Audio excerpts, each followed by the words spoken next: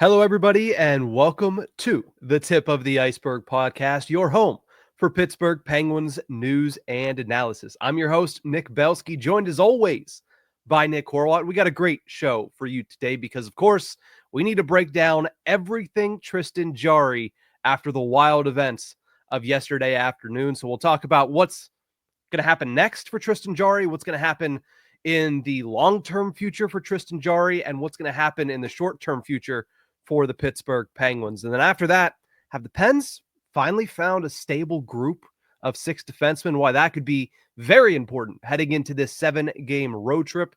And then could the Penguins cash in on some drama happening up in Vancouver, British Columbia? Horwat and I will address that to close out the show. Let's get started on the tip of the iceberg.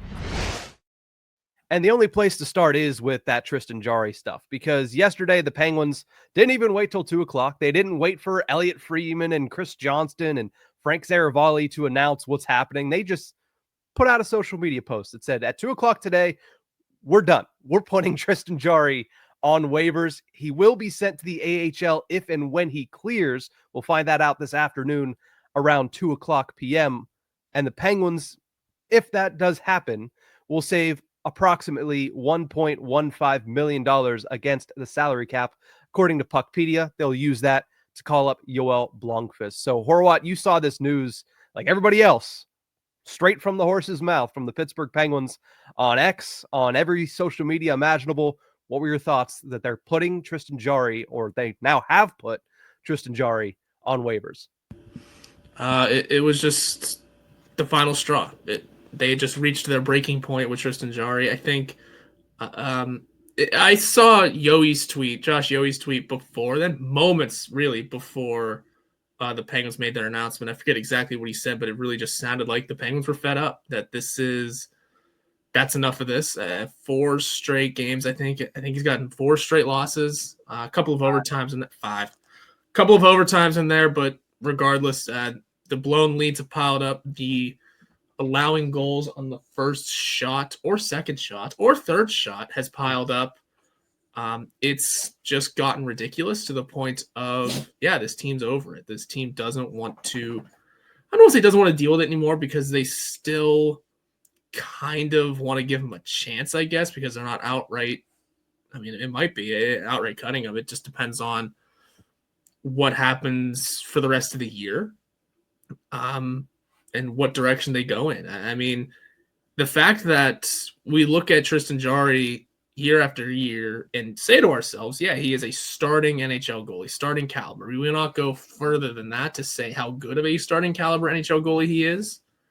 This is now his second stint in the AHL this season. Not for injury and not for recuperation from an injury. No, just he needs to get his mind straight, needs to get his head straight. That was the first time. This time he's just not good enough anymore. And team's fed up with it.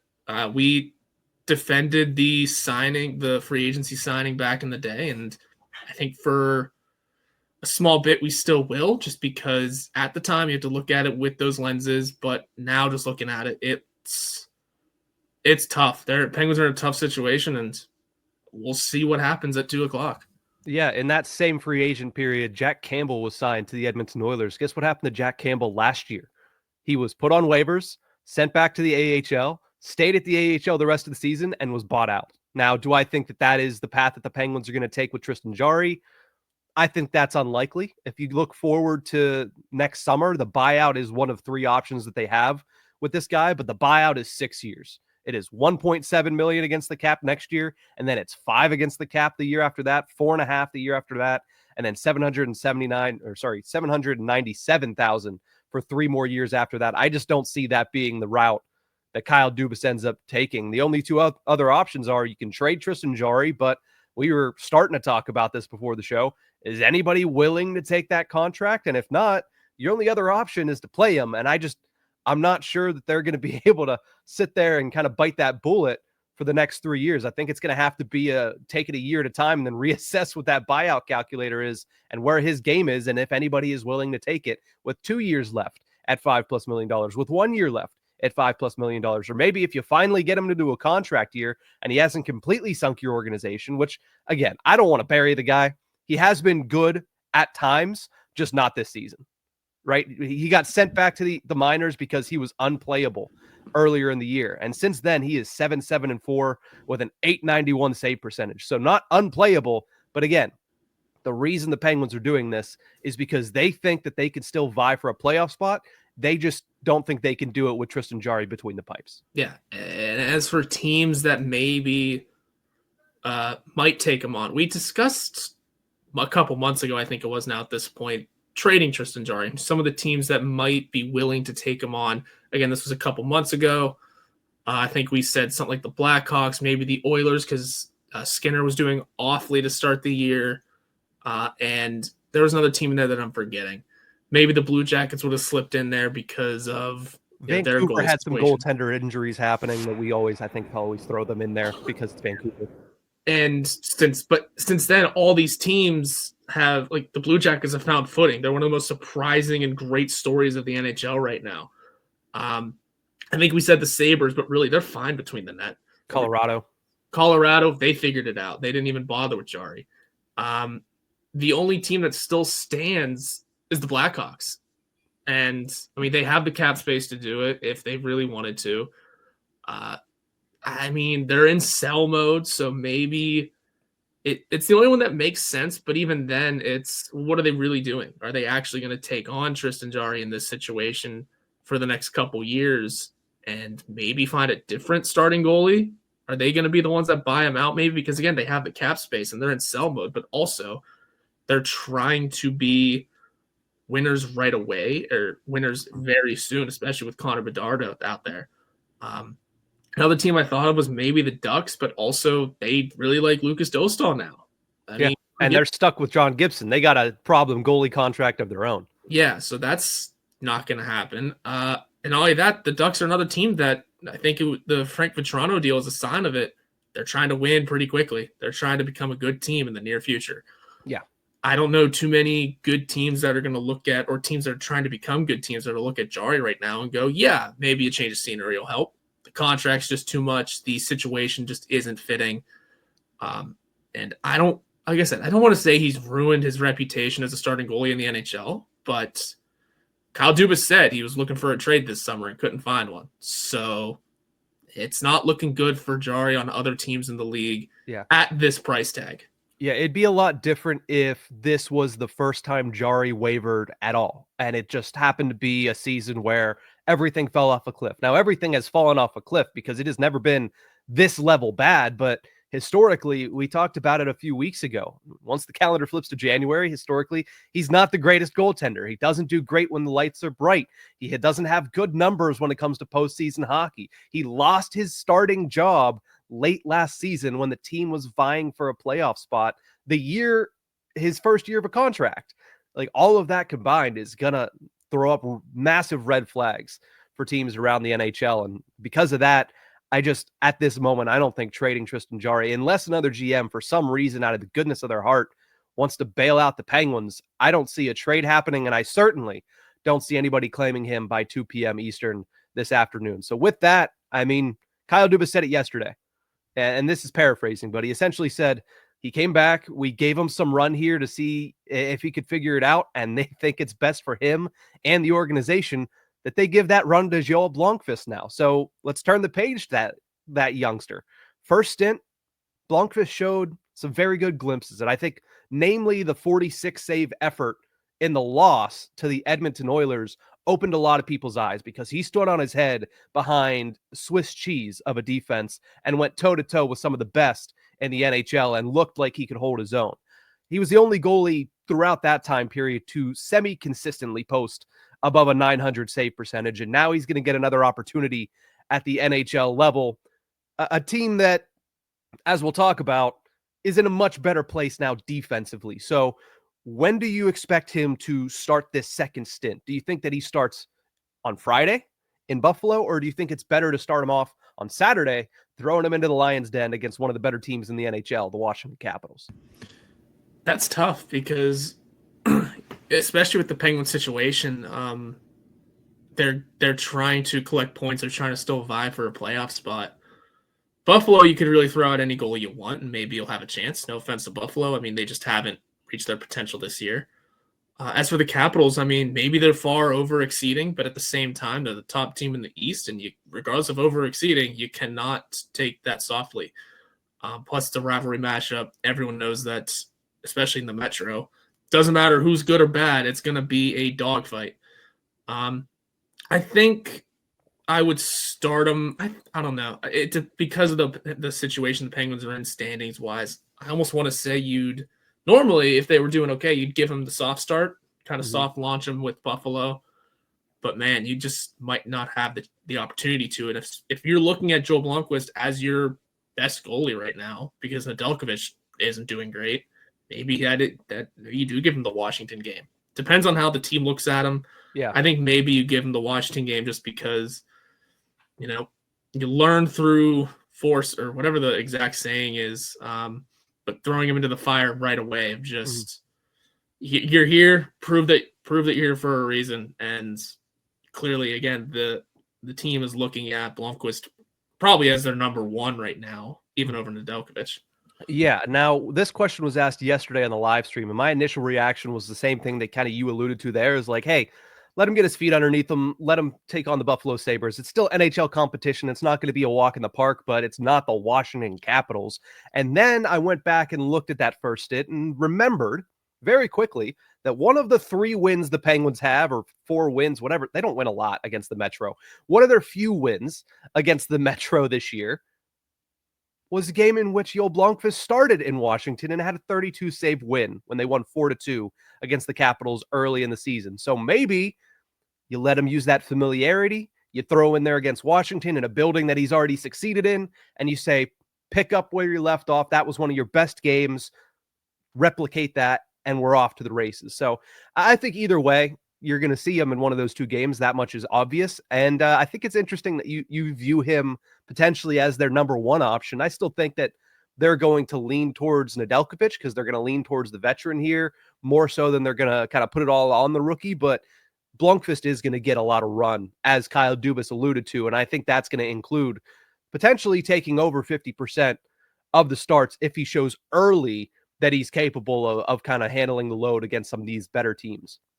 Well, they'll probably still look at Nedeljkovic as the number 1 for now. I mean, they've proven once already that they'll give starters short leashes. Yeah.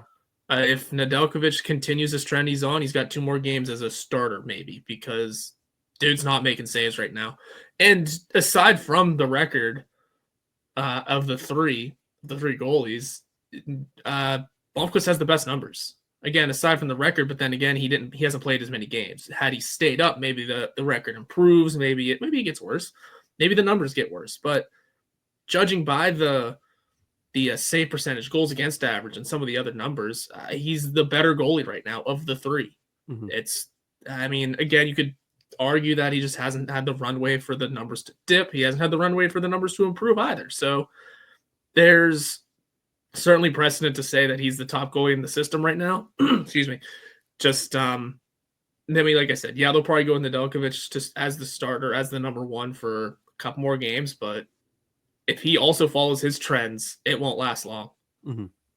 Now, a lot of people are going to ask, well, why now? Why did you wait to this point? And I think it's getting pretty blatantly clear. I mean, the Penguins have lost 7 of 9 since the Christmas break. They went 1-4, one of those 4 losses being an overtime loss, but to the Columbus Blue Jackets during that homestand. They're heading out on a 7-game road trip that's going to lead them pretty much right up to the 4 Nations face-off. There's going to be, I believe, 3 or 4 games following this road trip in the early portions of February before the 2-week break. I think they're doing this because, 1, the road is getting very narrow between now and the trade deadline, and 2, because they're actually getting some pretty good defensive play, at least at 5-on-5. They've run the same defensive lineup for 6 straight games since the return of Kris Letang from injury. They had that stretch there where it was 3 games, and each game they got a defenseman back in the lineup, and since then, they haven't changed anything. It's been Pettersson, Letang at the top, Grzelcyk, Karlsson has been stapled together, and Owen Pickering and P.O. Joseph have played that entire time together. In that time, the Penguins have given up a lot of goals, 24, but only 12 of them at 5-on-5. A lot of the damage that has been done has been due to goaltending, due to the penalty kill, and due to a few goals that they gave up while on the power play. That tells you that you need to get some better goaltending, and maybe these things start to get a little bit better. Now, since that return, I told you the three groupings there. All of them are up over 50% of the expected goals. A lot of their expected goals against per 60 are in very, very good shape, including Grizzly Karlsson at 1.8 and Pickering P.O. Joseph at 1 goal allowed per 60 minutes of ice time. Scoring chances allowed per 60 are down. The high danger chances per 60 are down. So all of these defense pairings at 5-on-5 are playing really well. And I think that kind of expedited the team's desire to get a change in net, because they said, we cannot squander the fact that we're getting good defensive play for the most part. There's still breakdowns here and there. Look no further than the third period on Tuesday against the Seattle Kraken. But all in all, they've been playing very good defensive hockey. They just haven't been getting the goaltending to stand on its head to allow them to win late in these games, because they're also in all of these games. They're just losing in the last couple of minutes. Yeah, they're in these games, and for some of them, they have leads. They've blown a couple of leads as of late too. And, the defense stepping up at the right time shows that really it is a lot of weight being put on the goaltending. Yeah. Not making the easy saves. And like I said, Jarry and Nedeljkovic, for what it's worth, it can get clumped into this too. The Penguins, I believe it was between the three of them, between three goalies, it's 10 goals allowed on the first shots they've faced this season. And then the number obviously only goes up whenever it includes the second, because that goal Jarry gave up against Seattle on the second shot. Mm-hmm. I mean, he had it, and it just slips through him. Squibs right through. That's one of those plays that even if there is a defensive breakdown in front of him, clearly you got most of it. You got to lock that in. Mm-hmm. As for the defense, again, I mean, as long as they're playing well, those numbers sound really good. And Owen Pickering's proving to be an NHLer. Obviously, I mean, he's not gone down yet. And even with P.O. Joseph coming back into the lineup from St. Louis, Pickering's still there. He's still in the lineup, even with extra names joining the roster. Ryan Graves hasn't played much, but the Penguins seem to be excited about some progress, some improvements over the last few weeks. But again, maybe once he gets in, maybe we get to see it a little more. But, I mean, it's a fascinating defense. I mean, sure, again, it's not perfect, and it won't be perfect. We know Letang and Karlsson both have their gaffes defensively, but we'll see where it goes. And plus, I mean, at this point, it seems like Pettersson's almost certainly getting traded. And, I mean, the Penguins did see life without Pettersson already once. So they know what they have. They know what they can handle and what they can't. We'll see where it goes going forward. Not going to be perfect, but hey, they're improving slightly, and the goaltending is the one letting them down. Now, that leads me to my next question here. You mentioned Ryan Graves, and I'm not even concerned about Ryan Graves, because right now they're doing it with him in the press box. I mean, he's been eating a lot of nachos of late, and right now it's been working for the Penguins. Could you see this starting six being run the rest of the way if Pettersson doesn't get traded? Do you think they could stick with these guys? Let's just say up until the trade deadline and up until any de facto Pettersson trade takes place. Could you see them just strictly running this six in this fashion? Yeah, I'll give you up until the trade deadline and say, yeah, sure, absolutely. I think the big question mark that I have is Pickering of just, does this continue until the end of the year? Does this continue to the trade deadline? Does Pickering... I mean, he's got that ability to be sent back to the minors. Does he go to the A during the 2-week break? Does he get that, privilege or, that chance to take the 2-week break and take a vacation? Or does he get the, however you want to look at it, the privilege of continuing playing for 2 weeks? Man, that scares me because of what happened last year. Because they sent down Valtteri Puustinen when he was playing some real good hockey, and he didn't come back up immediately, and I was getting very upset about that. Yeah, it just depends on how the Penguins want to treat him, as an NHLer right now, because and that'll be a big sign just to keep an eye on if he's still on the team at that point, and if they decide to send him back down, almost as if it's the end of the season almost, and you see the players go back to the A in time for the AHL playoffs. We'll see. Again, it's not the end of the world if he plays. It's not the end of the world if he doesn't, so long as he stays healthy wherever he goes. But for now, I'd say, yeah, I could see this 6 running through the end of the season, running through the trade deadline at least, with Pickering being the biggest question mark of what happens there. And Joseph to a degree. But again, the Penguins went out and got him back. So also, for what it's worth, Penguins have the chance to get John Ludwig back literally today. Doubtful, but you never know. Especially with the way that this defense has been playing. I just don't see them going out to get him, even though Kyle Dubas did throw a little bit of sauce on that fire, saying, man, if it was a defenseman that was on waivers, I'd say there's no chance that he's going to go unclaimed, because every defenseman ends up getting claimed. So maybe John Ludwig's heading somewhere, perhaps not to Pittsburgh, though. But as far as could I see the Penguins running with this 6 until the trade deadline, until Marcus Pettersson inevitably gets moved? Yeah. And don't discount the importance of what that could do for the Penguins in the meantime. Look what happened last year. Their defense was a rotating door on both sides. The only 2 things that were stable was Kris Letang's at the top on the right and Erik Karlsson's number 2. Pettersson was bounced back and forth. The third pairing was rotated time and time again. And then all of a sudden, against Dallas, a game that they lost, Jack St. Ivany makes his NHL debut. Him and Ryan Shea all of a sudden look pretty good together. And they finish 8-3-3 with the same 6 guys playing next to each other the entire time. P.O. Joseph finds a home next to Kris Letang. Is that something that's going to work for the future? No, but it's stable for the moment. To me, that feels like Matt Grzelcyk and Erik Karlsson right now. So this could be a time where Mike Sullivan looks at his defense and says, that's figured out. And don't discount the importance of that on this team potentially going on a little bit of a run here and putting themselves in a decent position come trade deadline time in the playoff race. Now, again, everything has to go right. Their offense needs to be clicking again. Their penalty kill needs to figure it out. And Joel Blomqvist needs to be everything the Penguins are hoping he's going to be whenever he comes up. But I think the fact that the Penguins are finding a little bit of stability on the blue line is very important for this season alone. Yeah, I can remember talking to a bunch of the defensemen last year, and just they really all of them, they all did feel like they could play with whoever they needed to play with. Erik Karlsson could play with P.O. Joseph for a brief time if they needed to. When Ludwig was there, he could skate up with Kris Letang for a shift or 2 and still fly by pretty nicely. I can remember Marcus Pettersson speaking pretty highly about playing with whoever it may be, whether it is Letang, Karlsson, or even P.O. Joseph for a little bit, or if, God willing, Ryan Graves shares a line with him for some reason.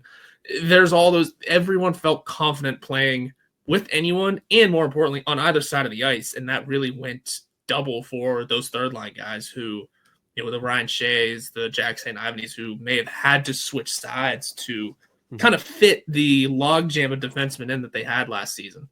Still a bit of the same situation. Whenever you said Ryan Shea, my mind forgot about that name. Yeah. Jack St. Ivany's hurt, but recovering, and who knows, might get an NHL call once a Pettersson deal happens. Yeah, I think the most likely thing to happen once that Pettersson trade happens is Pickering at that point is entrusted to go move up and play with Kris Letang. You keep Grzelcyk, Karlsson, and Ryan Graves slots in, and you hope that the progression continues next to P.O. Joseph, and you hope that you don't miss a beat and you get the fruits of whatever trade you end up making for Marcus Pettersson. Because again, yeah, would it be nice to keep on to Marcus Pettersson? 100%. But in the position the Penguins are in organizationally, you don't look at an expiring contract like that and get nothing out of it. You have to get something, especially at a trade deadline when his value is going to be very high.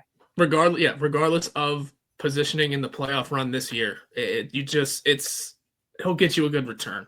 Yeah. And that's when it comes to building for the future. That's exactly what the Penguins are doing. And you might even be able to get one of those Philip Tomasino types that Kyle Dubas is in love with this season. Who knows exactly where, but that's quite, honestly going to be the biggest move the Penguins make this year. It's going to be Pettersson going somewhere for maybe a Philip Tomasino type, maybe a draft pick or 2, probably not huge draft picks, and maybe a prospect sneaks in there. I mean, that's what Kyle Dubas has been all about, too, is building that prospect pool, and it's certainly gotten better in the last 2 years since he's been here than it did under anyone else in the last 6 or so. Yeah. Now, let's close out this show with a mock trade involving Marcus Pettersson. This was sent in by Logan Rose yesterday on the live stream, but after we had departed the live stream, so we didn't see it.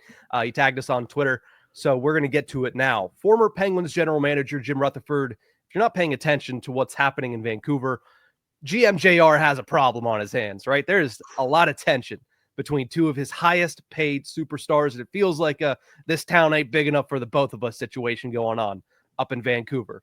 So Logan Rose wants to know, how do you guys feel about this trade?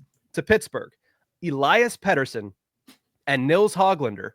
To Vancouver, Marcus Pettersson, Drew O'Connor, Sam Poulin finds his way into this mock trade, another veteran or a draft pick. What do you think about that trade? I think it would have to be a draft pick. Pettersson's not going cheap. He's not going to, and by Pettersson, I do mean Elias Pettersson. Yeah. I do love the idea of a Pettersson for Pettersson trade. Just hilarious stuff. You know what? Why not? Let's take both Elias Petterssons. Could use a defenseman on this team. It would have to be a draft pick, I'd assume. It's a lot of pieces. It'd have to be a pretty high draft pick. I mean, I know Marcus Pettersson we're saying is going to have a lot of value, but Elias Pettersson comes over with a 100-point, 30-goal pedigree, not to mention a lot of security for a 26-year-old center who has, I believe, 7 years left on his contract at $11+ million. He just signed that deal last March. Yeah, he's in the first year of an 8-year contract that makes him $11.6 million annually. Yeah. Not an easy deal to move. It is the one and only year that doesn't have trade protection on it. Almost like they knew something like this was going to come. But it's a tough deal to make regardless of who's involved. It would have to be the draft pick, not a veteran player or anything like that. Mm-hmm. Throwing in Nils Höglander, I get he's sort of a throw-in and the kind of player that the Penguins are looking for. I would be curious to see if that's how this trade would be pulled off. I like it. I do. I don't know if I want to take on that much commitment on even a star player. I really don't know. That's a lot of years. It's a lot of money. The Penguins were already pretty racked up in terms of money with Erik Karlsson for the next couple seasons. Mm-hmm. And for what it's worth, Ryan Graves for the next couple of seasons. Yeah. It's a tough one. It's a really tough one. I just doubt it. I think at the end of the day, I just look at Pettersson's deal and kind of go, Elias Pettersson's deal and go, not quite. Yeah, it's hard to make that fit for the Penguins. That's why I think a veteran player would have to be included just to make the salary cap work. Because, I mean, Marcus Pettersson is about $4 million. Drew O'Connor is about like $1.5 million, if I'm not mistaken. The veteran player is just going to be to kind of balance the books here. I mean, maybe it's a Noel Acciari, and then they end up buying him out up in Vancouver at the end of the season because you need to get that $2 million into this trade. But if they could make it work, the only thing I'll say is this. I tend to agree with you, Horwat, that $11 million is a lot to take on for a guy who's currently having a bad year. I understand that, outside circumstances might be affecting what's happening on the ice, but that is a huge risk. And I'm not averse to taking risks, but you have one shot. That's your Rangers signing Artemi Panarin move, right? If you're trying to emulate what the Rangers did and their shotgun rebuild, if you're trying to emulate what the LA Kings did, the Rangers method all circled around the one big free agent signing where they paid Artemi Panarin a lot of money to come in and be that dude. That's what Elias Pettersson would be doing for the Pittsburgh Penguins. That one move that catapults you from, all right, we're floundering, we're trying to shotgun rebuild, we're getting pieces to, all right, you're back in the top 3 in the division, and you're back into being a perennial playoff team because of this player. Do you take that shot on Elias Pettersson? I don't know. This is a guy that had 3 60-plus point seasons early in his career, had an 89-point season last year, had a 102-point season 2 years ago as a perennial 30-goal scorer. He immediately adds that huge bona fide goal-scoring force back into your top 6, that replacement for Jake Gensel that everybody's been clamoring for. But do you take that on Elias Pettersson and do you make that move now? Is it the time to make that move? Sometimes these players only, become available every once in a while, and he might not even be available because the Canucks might choose to keep him, the 26-year-old, over the 31-year-old and JT Miller, who he is reportedly having a squabble with. But if Pettersson is on the block and if Vancouver is open to this move, I still look at it and say, man, you better be sure that Pettersson's going to be a fit, because you cannot have a repeat of the Riley Smith, where he was great for the Stanley Cup team. He came over here, should have fit all intents and purposes, but it just didn't work out. You cannot make that miss with Elias Pettersson. We've seen that happen time and time again, maybe not to this extent, because they've never had to go out and get a star like this, but it didn't work for Derek Brassard. It didn't work for David Perron. It didn't work for Riley Smith. It needs to work for Pettersson if you're going to pay all this, because that pick is probably going to be up in the second or first round. That list can go on too. Alex Galchenyuk could be thrown in there. Alex Galchenyuk, yeah. And Elias Pettersson, maybe it's just a side effect of Vancouver and of the market. I mean, they looked at his 103-point season last year and went, not good enough. I mean, he had a slow start, but damn, he finished with quite a few points there. They looked at, like, again, that may just be a side effect of the market. That's Vancouver going, he had a slow start, his year sucks. Cannon. 103 points, though, is nothing to scoff at, clearly. But, I mean, this year is not going well. Again, like you mentioned, a little rift might be a reason for that. But even if, I've seen other angles of it going, well, if there's a rift, don't you think they would both be elevating their game, trying to prove they're the better one? It's not working. Something's not working in Vancouver. So, you know, whether they decide to trade Elias Pettersson, who, again, like 29 points in 37 games isn't terrible. When you're making 11.6, that's not good.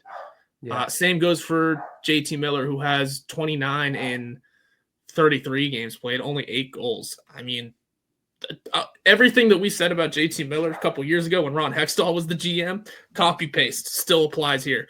I don't want that on the Penguins just because that contract, he's older. Mm-hmm. And sure, he ended up really, you know, putting in great work last year. He is the one that had 103 points last season, I think. Yeah, 89 for Pettersson last year. Yeah, Pettersson's coming off a 104-point season. I think it was 2 years ago. 102 2 years ago. Still, all the same things count. He had 89 last year. But when it comes to Miller, I still don't want that for the Penguins either. Just all the reasons I said. He's older, that contract's an anchor, and who knows if this production continues. Again, as we're seeing, it's really not. It could. Again, we'll see if he goes somewhere else with a rift, or without a rift. But I think this is a situation the Penguins should just overall avoid. Mm-hmm. I get it's Jim Rutherford, and I'm sure he's called and seen. I'm sure a lot of teams have called. Again, you are, as a GM, are not doing your job if you're not giving Rutherford a call to see what's going on. Just period, no matter what team you are, seeing what the situation is and what you might be able to get Pettersson for. But overall, for the Penguins, at least, and for Kyle Dubas, that should be as far as it goes. Just a call, seeing what the offer would be. Thanks for your time. Christmas card will be in the mail. Click. Yeah. That's all. I'm not saying you don't take big swings. I'm just saying I'm not sure if this is the swing you take. Now, we mentioned a couple of they traded for and it didn't work out. One name we didn't mention was Erik Karlsson. It didn't work out last year. Now, it's starting to look like it's working out because he's playing at a very high level over the last couple of games, but also at the same time, how many big contracts are you willing to sign? Are you willing to bog yourself down with going into the future? And now, you already did that with Erik Karlsson. Fortunately, it's not 8 years at $11 million. It was, I think there's 3 years left after this, 2 years left after this at $10 million left. But I just think that looking at that, I don't know if the Penguins are in a position to just insert a top six forward, even a 100-point top six forward, and all of a sudden it cures all that ails them. I still think they're going to be a team that has a lot of flaws to fix, and you're going to be kind of handcuffing yourself by bringing in $11 million on top of having $10 million invested in Karlsson for the next few seasons, having 8.7 in Crosby, but that's, again, it's the Toronto method. How many guys can you pay that much money to, even if they're playing well, and still put together a winning team? How many guys can you pay that much money to who are all over the age of 30 and still have money to put together a winning team?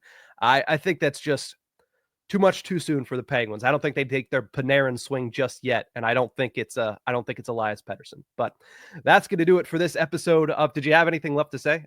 No. All right. Well, that's going to do it for this episode of the Tip of the Ice-Burgh. Thank you guys so much for tuning into this one. Remember, you can find us on YouTube at Tip of the Ice-Burgh. Make sure you like, share, subscribe to our channel, or you can catch us anywhere you get your podcast from. We'll see you guys next time.